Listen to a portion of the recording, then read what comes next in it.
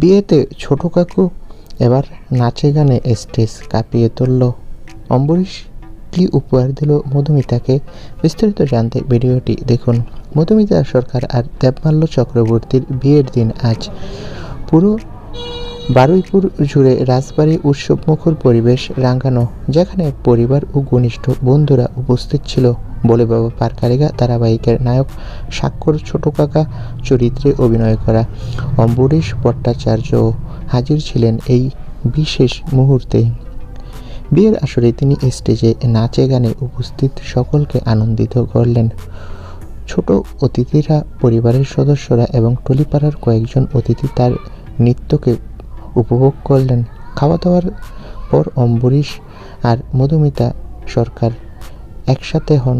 মধুমিতার হাতে তুলে দিলেন একটি বিশেষ উপহার, যদিও ভিতরে উপাদানটি প্রকাশ করা হয়নি। তবে মধুমিতার উচ্ছ্বাস আর খুশি চোখে পড়ার মতো ছিল।